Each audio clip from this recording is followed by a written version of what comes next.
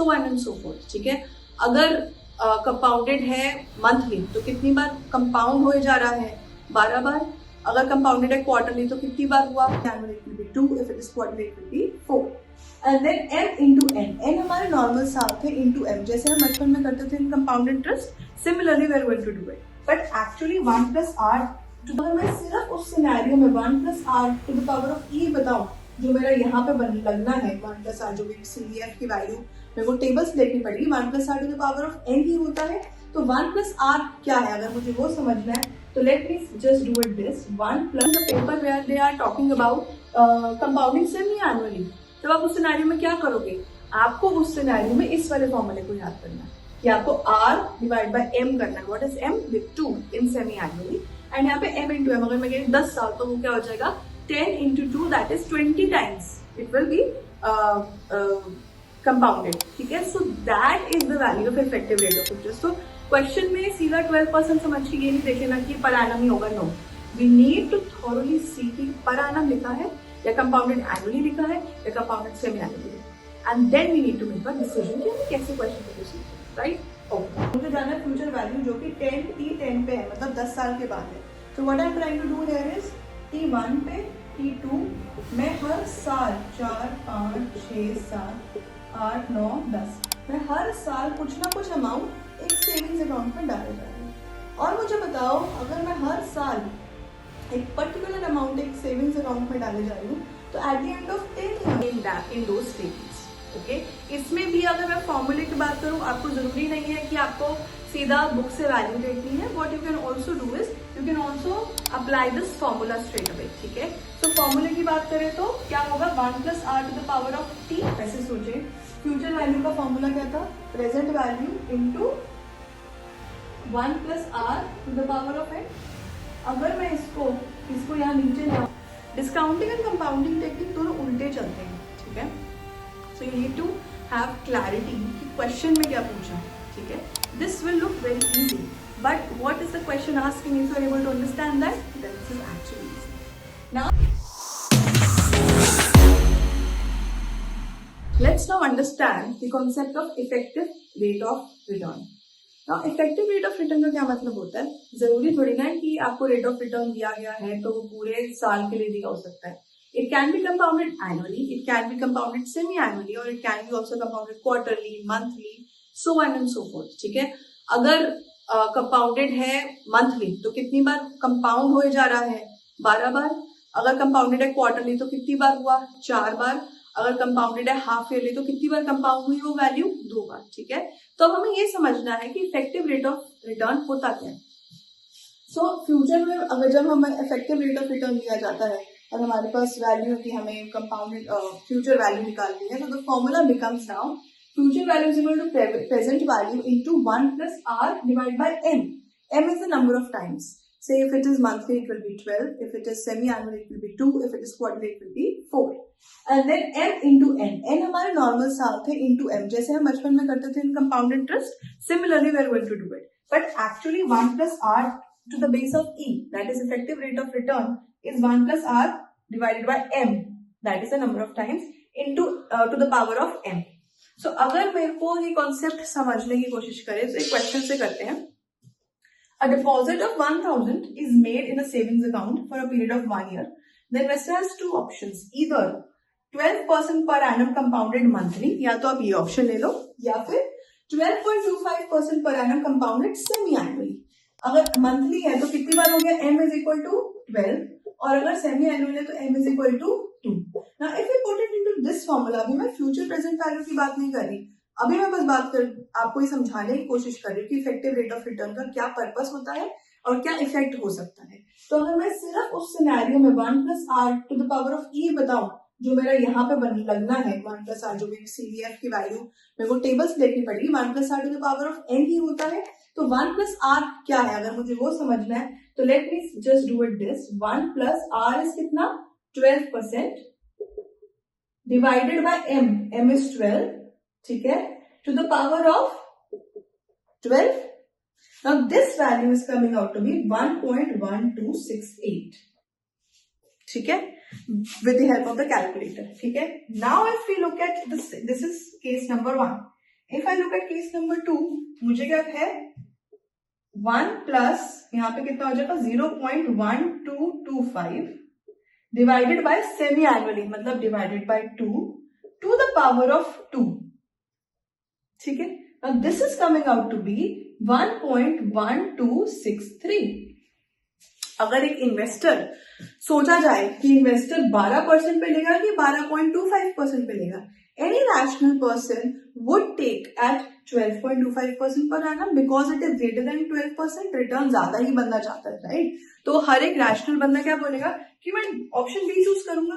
But आप आगे देखिए क्या लिखा हुआ है, इट इज कंपाउंडेड मंथली, मतलब ये 12% ज्यादा बार कंपाउंड हुआ है और ये सिर्फ 2 बार कंपाउंड हुआ है. तो अगर आप देखो वैल्यू यहाँ पर, the value of this, if we look at the value here, the value is coming out to be 1.1268, मतलब 12.68% is actually your R.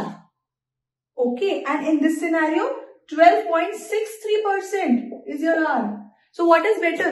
Even though this looks less than this, but better कौन सा option है? Option number 1. So अगर face value पे कई बार आपको value ज्यादा लगती है, वो कंपाउंडेड जितनी बार होगी उतनी बार उसकी वैल्यू बढ़ेगी.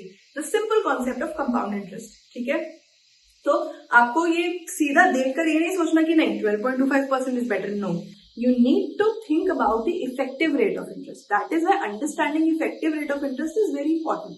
A question can come in the paper where they are talking about compounding semi-annually. तब आप उस सिनेरियो में क्या करोगे? आपको उस सिनेरियो में इस वाले फॉर्मूले को याद करना है कि आपको R डिवाइड बाय M करना है. What is M? With 2 in semi annually, and यहाँ पे M इंटू M. अगर मैं कहूँ 10 साल तो वो क्या हो जाएगा 10 into 2, that is 20 times it will B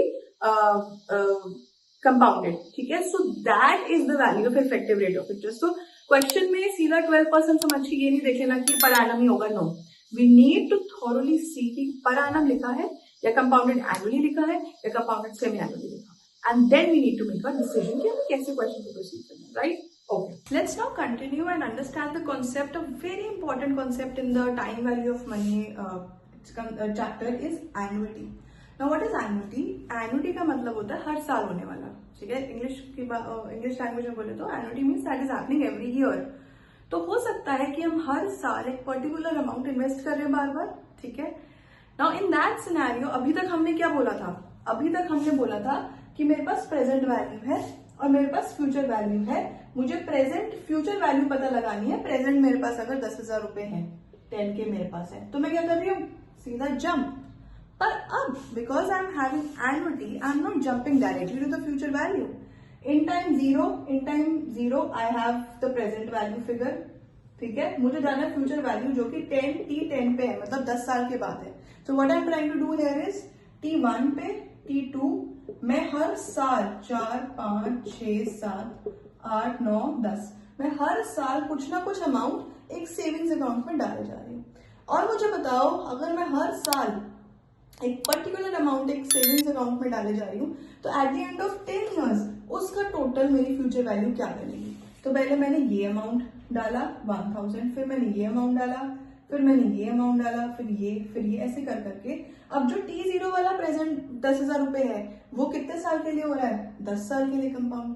अगर 1 ईयर पे डाला था तो वो कितने साल के लिए हो रहा है? 9 साल के लिए. 8 वाला कितने साल के लिए हो रहा है? 8 साल के लिए.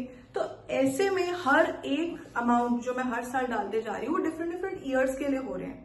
इन that scenario this is known as annuity. हर साल मैं कुछ डाले जा रही हूँ या कहीं इन्वेस्ट करे जा रही हूँ. ठीक है, उस सिनेरियो में आपको जो निकालना होता है that is CVAF. Okay, I did not mention what is CVF. CVF is compounded value factor. ठीक है, so this is normal compound जो मैंने एक जंप के साथ कर दिया. But CVAF is compounded value annuity. A is for annuity factor. तो मुझे अब ये जो वैल्यू है CVF value for R, N will be given to me in those tables. Okay, इसमें भी अगर मैं फॉर्मूले की बात करूं, आपको जरूरी नहीं है कि आपको सीधा बुक से वैल्यू देखनी है. What you can also do is you can also apply this formula straight away. ठीक है, सो फॉर्मूले की बात करें तो क्या होगा? 1 + R⁴ T which is time minus 1 divide by R. ये कैलकुलेट कर लो, उसको मल्टीप्लाई करो एन्युटी अमाउंट से, तो मेरे पास क्या आ जाएगी, future value. But since this formula, keep this formula only for that time जब आपके पास ना तो पेपर में टेबल्स है और ना आपके पास टेबल में क्वेश्चन में वो वैल्यू दी हुई है, ठीक है। ओनली इन दैट सिनेरियो आप इस फॉर्मूले को लगाओगे, अदरवाइज इस फॉर्मूले को लगाने का और टाइम वेस्ट करने का कोई जरूरत नहीं है। We will be given value of CVAF for R, N, ठीक है। Now let's do one question and let's see. अगर मैं बोलूं मेरे को 1000 I am investing every year, now tell me 10 साल के बाद अगर R 10% है तो मेरी उसकी कितनी फ्यूचर वैल्यू होएगी। तो मैं क्या करूंगी, putting into this formula, future value is equal to 10,000 into CVAF for 10%, 10, because R क्या इतना मेरा 10% है और फॉर 10 ईयर्स है, तो कितना है वो वैल्यू 1.937। ये मैंने टेबल से देख के ही यहाँ लिखी है। So you will get this value in the table. So tables are very important for this chapter of time value of money, उसके बिना तो नहीं कर सकते, ठीक है। तो ये कितनी आ गई मेरी वैल्यू 159,370।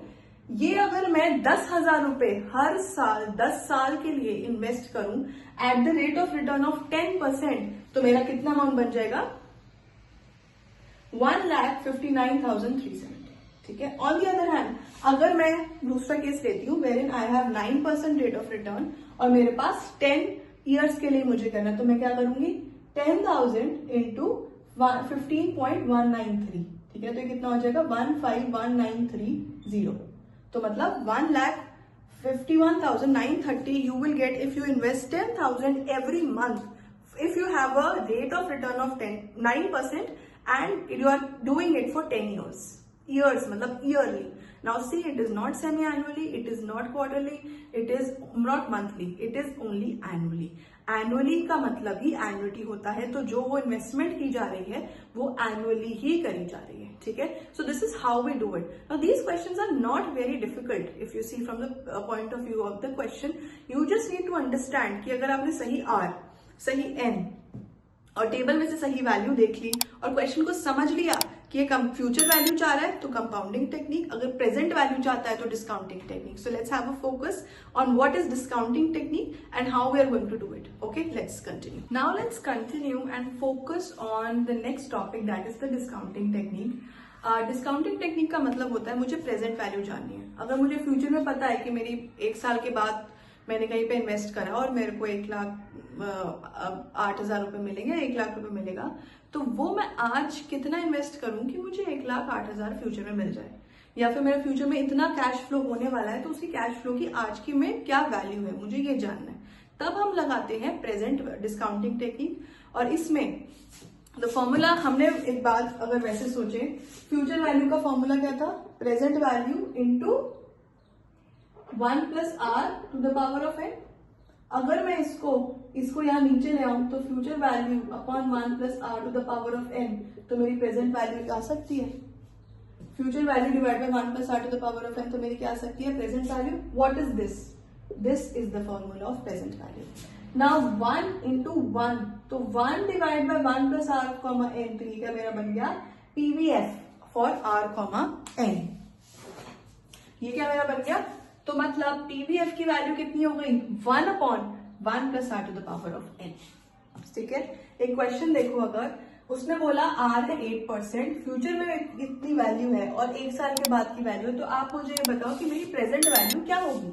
तो अगर मैं ये क्वेश्चन में लगाऊं टेक्निक में, फॉर्मूले में, तो क्या होगा मेरा 1080 इंटू PVF और R कॉमा n, तो this value is coming out to be around 0.926, तो ये करीब 1,000 रुपीज बन जाएगा। तो मतलब अगर फ्यूचर में 1080 मिल रहा है, 1 साल के बाद annual rate of return is 8%, सो आज की डेट में उसकी वैल्यू कितनी है 1,000 रुपीज।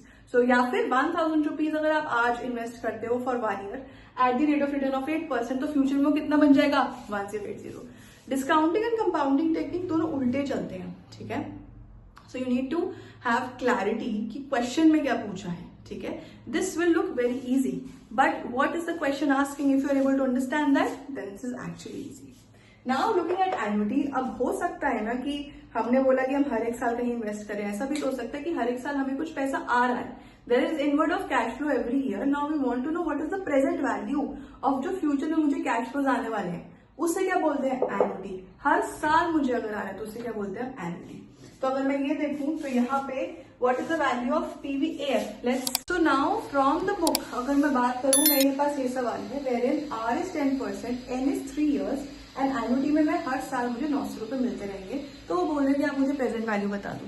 तो अगर मैं फॉर्मूले में डालू, this is the formula 900 rupees for PVAF, इसकी वैल्यू मुझे ऑलरेडी गिवन है कितनी, 2.487, तो ये प्रेजेंट वैल्यू से कितनी बन जाएगी 2238 रुपीज। तो मतलब कहना क्या चाह रहे हैं, हर साल हम 900 रुपए हमें मिलेंगे 3 साल तक at the rate of return of 10%। तो मुझे बताओ आज के उसमें वैल्यू क्या है, आज की रेट में प्रेजेंट वैल्यू क्या है। तो अगर हर साल मिल रहा है, प्रेजेंट वैल्यू कितनी हो जाएगी इसकी 2238। फ्यूचर में 3 साल तक मुझे 900 रुपए मिल रहे हैं, तो आज की वैल्यू मेरे पास क्या है, that is 2238। So this is the entire concept of discounting value, compounding value, present value, future value, present value annuity and future value annuity. ठीक है, इसमें these are the basic concepts that we have covered in this video. Thank you.